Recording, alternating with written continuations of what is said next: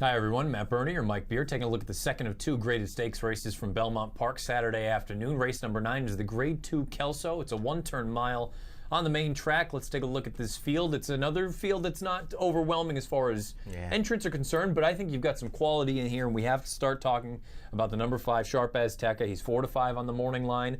Paco Lopez, Jorge Navarro. It's been well documented, the whole Navarro thing recently.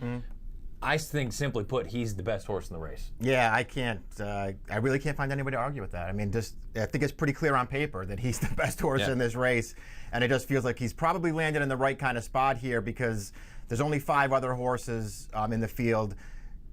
His speed is better than anybody else's speed in here, and he's just supposed to go right to the front. Any one of his last 4 Beyer speed figures is faster than any race any of his opponents have ever run in their life, and you're talking about over 60 starts in the States.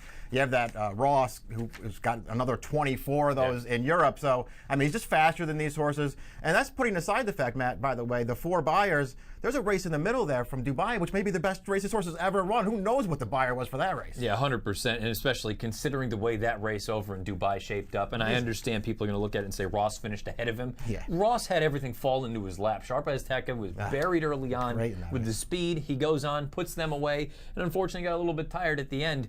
But simply put, the 109, the 106, the 106, the 106, if he runs any of those races, he's just better than these horses. And you brought up the pace scenario. Let's take a look at the Timeform US pace projector.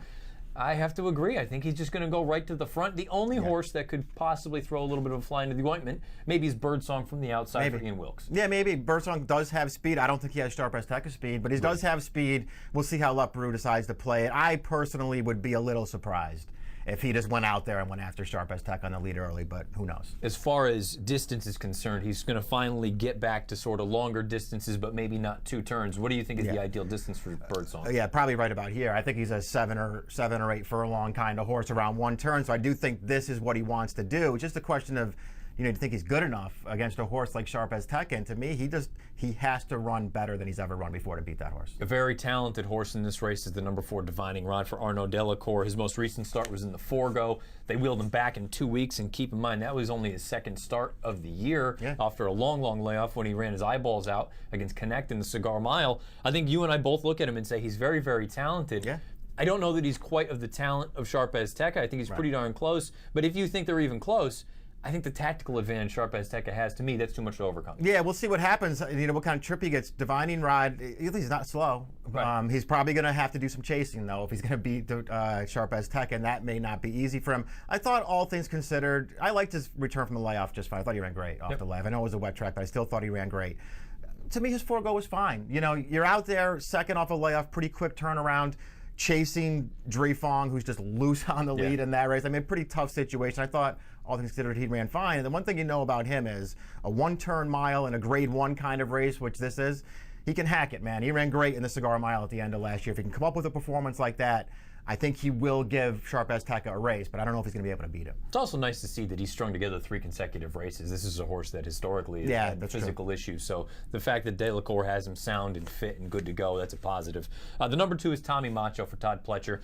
He's done some good things in the past. When you watch him, he's not going to be the sexiest horse on the racetrack simply because they need to ride him for about a half mile to get the engine cooking. That's true. I think his best days are behind him, and I think that's a problem for him, because even at his best, I don't know that he was quite this good. Yeah, I kind of agree with that. I mean, it felt like he was headed the right way early on. I don't think things have gone great for him since then. I don't really love his recent form. It's not terrible, but it's not great either. He's got a couple of races in common with Sharp Azteca, and he couldn't really make a race of it with that horse. Tom's Ready, I think, is a nice horse. I don't think he gets kind of the credit that he deserves. He is going to be reliant on some pace up front because that's his deal. He comes from the back of the pack. But is it so ridiculous to think that he could come with a late run for a small piece? Absolutely not. I think he could get the biggest piece maybe behind Sharp Azteca. I mean, he's a really nice horse, but you're right. I mean, he's compromised by pace, and it's not like there's a ton of zip in here. Sharp Azteca makes the front and doesn't have to work for it.